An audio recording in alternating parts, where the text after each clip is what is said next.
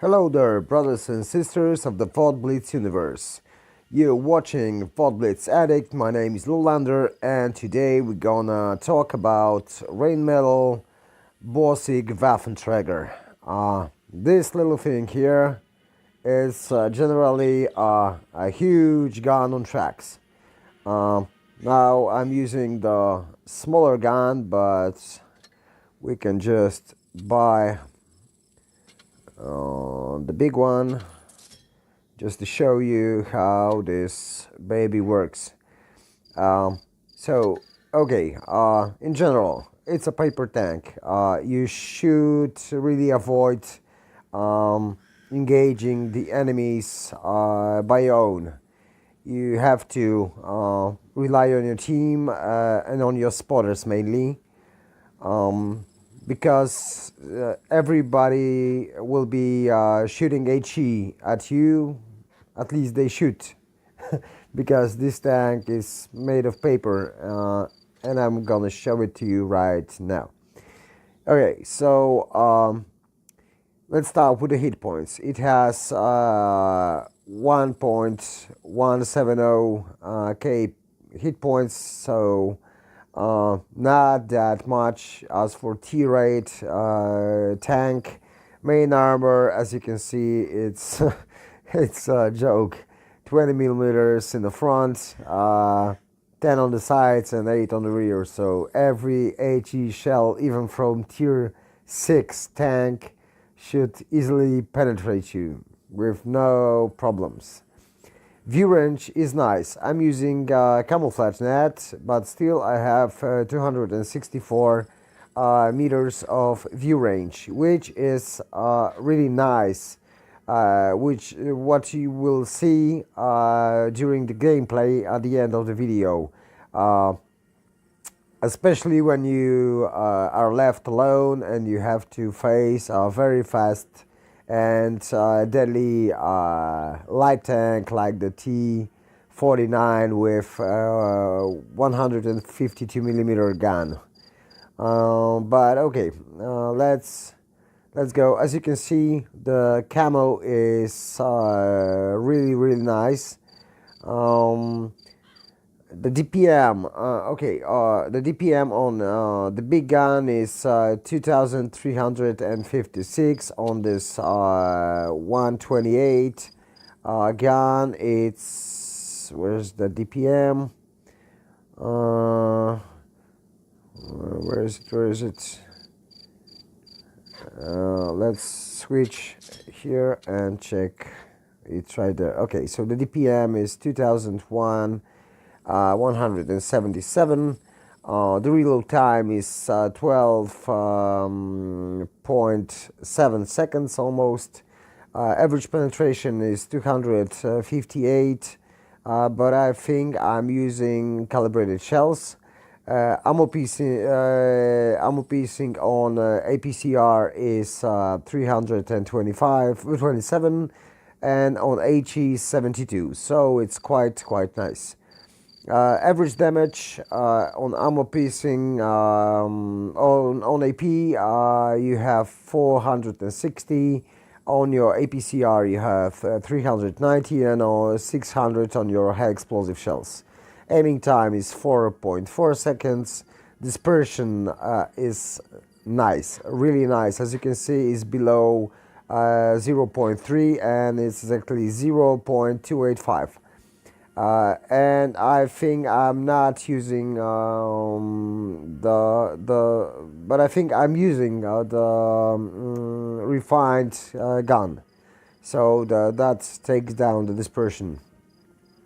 Okay, as it comes for elevation and depression, the elevation of a gun is 15 degrees, the depression is 5 degrees, so not that good, but also isn't so bad. It's quite annoying at moments, but it's not really that bad. Okay, top speed is 35 kilometers forward, 12 backwards. Average speed is 28 kilometers per hour. Nice power to weight ratio. Is it nice? Not really, but it moves quite okay when you see this enormous gun on it. Okay, halt reverse speed is really nice in my opinion. It's over 50 degree, almost 51 degree per second. Terrain crossing capacity is quite nice. So now let us go to the big cannon. The main difference between those two cannons, this one is 150 millimeters. Um, yeah, it's the aiming time is as you can see is a bit worse. It's in general slightly worse. Dispersion is much worse than on the smaller gun. Dispersion, as I told you. Okay, so DPM is a bit better, just slightly better. The reload time, as you can see, is almost 4 seconds longer than using the 128 millimeter gun. Average penetration is worse on AP, but better on APCR, and which is the most important, it's nice, very nice penetration on HE. So if you prefer to just derp shot your lightly armored enemies, then this gun is for you. If you like to snipe a bit better, then this smaller gun is also a perfect gun to do it. On the replay at the end, you will see I'm running with the small gun, but it goes quite well. Okay, so average damage, the second thing about the big gun.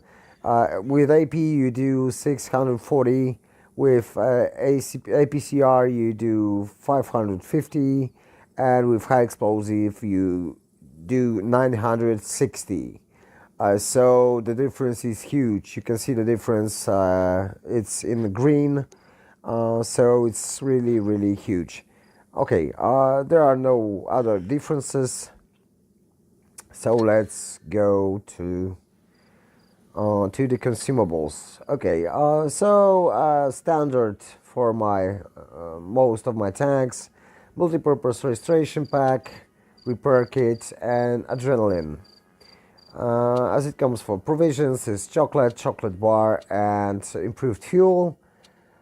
As it comes for ammunition, on the smaller gun I have mostly AP, like 6 rounds of APCR, and like couple of rounds, like 5 or 6 of HE.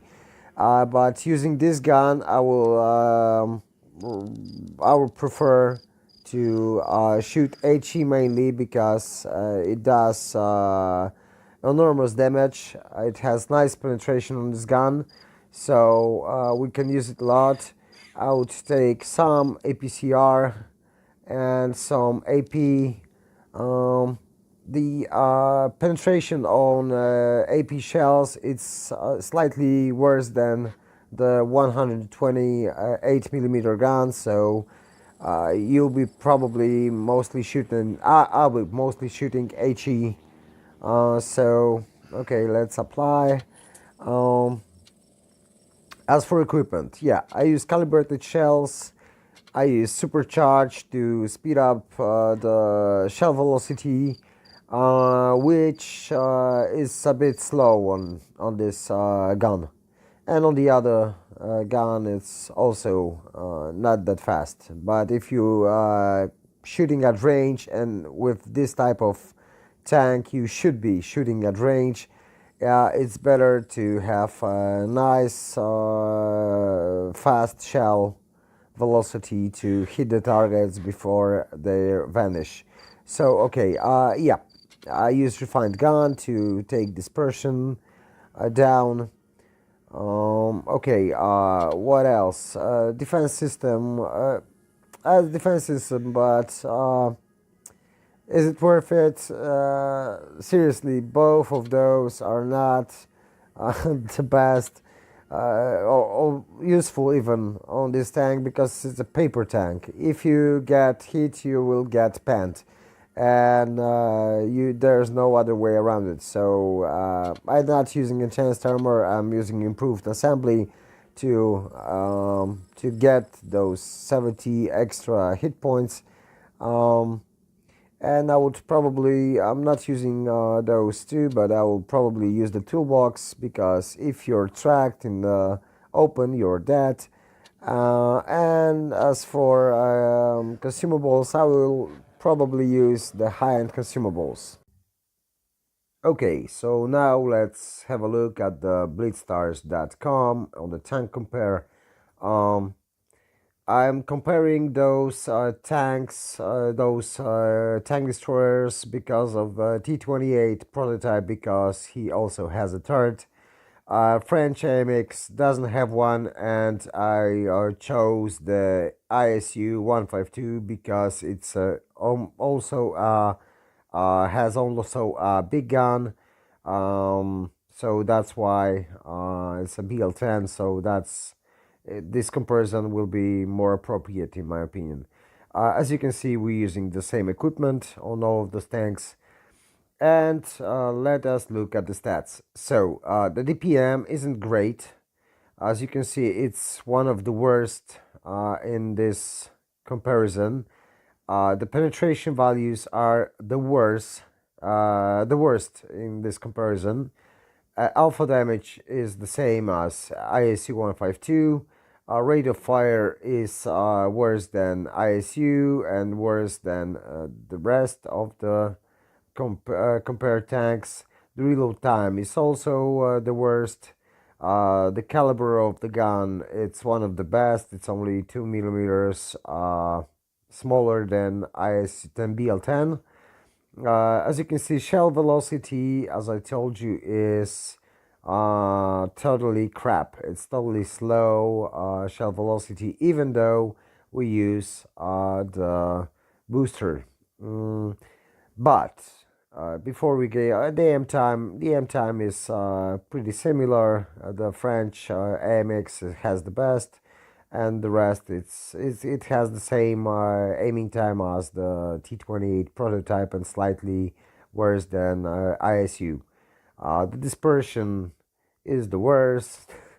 uh, the movement and rotation of the gun, it's nice, is the best.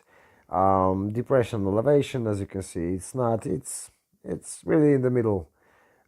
Aiming arc, as you can see, is the best because prototype doesn't have the fully rotatable turret, and the Borsig has fully rotatable turret. The speed, as you can see, isn't the best, but it's in the middle. Let's say it's in the middle. The engine power, as you can see, it's like comparing a Lamborghini to I don't know, like a bicycle almost. So there's no compare. Even though, as you can see, the power to weight ratio isn't bad, that bad, let's say, because it's better than T20 prototypes. The effective horsepower per ton is one of the best. So the terrain resistance is the best because it's generally the gun on tracks. Okay, camo, as you can see, is phenomenal. Camo after shot is the best. And as for those parameters, let's check. We had the worst penetration when we are shooting AP, but how does it look when we are shooting HE? Let's see. As you can see, the DPM, we have slightly worse DPM than ISU, but way better DPM than French AMX, and a bit better than T-28 prototype. As you can see, the penetration is only 5 millimeters worse than than Russian bias BL10, which has this gun is phenomenal, really. The rate of fire is still bad, but the main difference is using those the shell type. So if we are using HE, we have nice DPM, we have nice penetration, we have nice alpha. But if we are using AP, as you can see, the situation is totally different. Okay, so I'm going to show you the game on Port Bay. This map isn't really great for tank destroyers. It's a nice map in general, but not for this type of tank. It's okay. As usual, as most of the times, I asked team to go left, and team, as you can see, all the team is going left. I told you about the view range, that the view range in this tank is nice. As you can see, we are using the camo net here, we're not using optics, so the view range is gives us an extra advantage over the enemy. And on the end of this battle you will see why it is. It has nice camo, this tank has nice camo, really nice camo, nice view range, and with the cruise kill at the end when I was left alone, this extra 4 or 5% of view range gave us advantage over T49, but you will see it in the end of the game. Remember that we're playing with the smaller gun, 128 millimeter. That's why we have less damage, but we do less damage per shell, but still we are doing a massive amount of damage. Oh, here's that T49 that flanked us.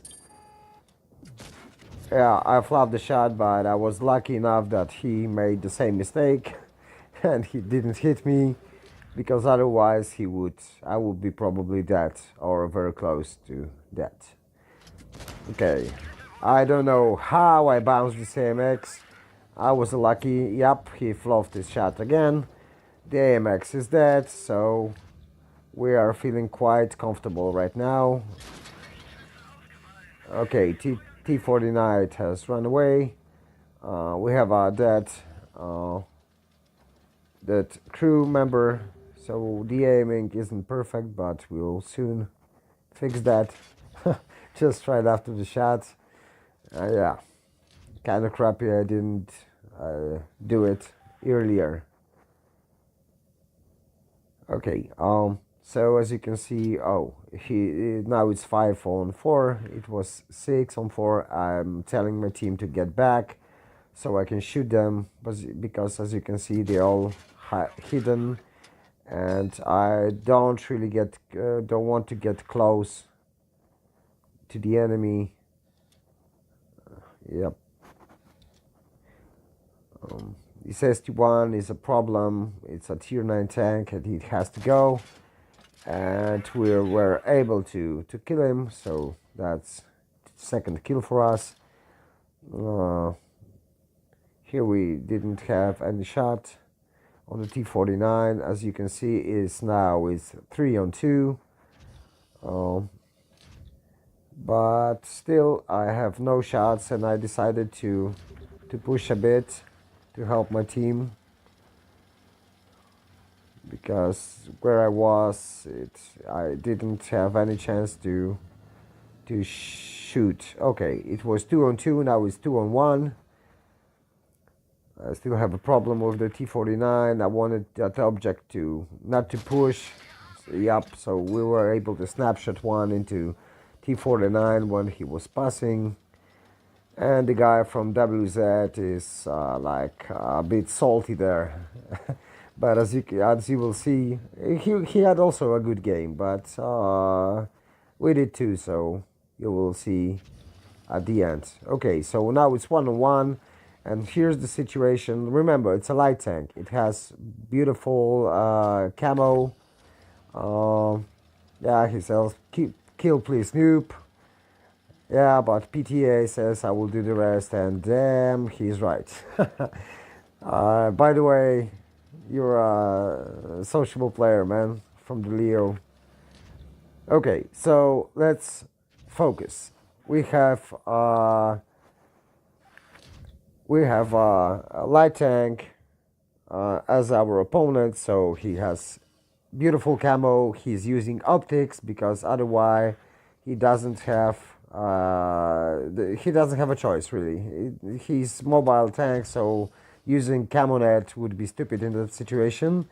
We're just waiting and trying to have a escape route, but still we're waiting, and we're gonna stabilize the. We didn't even use the camo net, I think, because we were moving. I didn't want to get shot. Yep, we were able to spot him before he spot us, and the third kill and a nice game. Okay, so as you can see, this tank is quite specific, but when used right, you will do the right stuff, all the good stuff to the bad people, as Bushka says. I dislike the WZ because, salty talk like that isn't really nice. I don't really like it when people talk like that. Okay, I praise the Leo PTA because he was a nice player. He just gave me the strength to fight, not just being salty like the guy from WZ111. Uh, but I give him that he had a nice battle. He made more damage than I did. So nice to have him on a team, but man, seriously, don't be so salty. Okay, we did almost 3.7, 2.7k damage. Some shots on ISU, on AMX, on SD1, and we finished the three of them: ISU, SD1, and T49. As for credits, we made without premium account and with a booster. As you can see, we got over 11k from a booster, and we made 21k. So netto, it would be like 10k. Isn't that great? Nah, not really. It really isn't. Remember that we did almost 3k damage, and you will mostly lose money playing this tank. You will only get some if you make a real nice damage. So that's all for today, for this review. Take care, bye bye, and see you on the battlefield.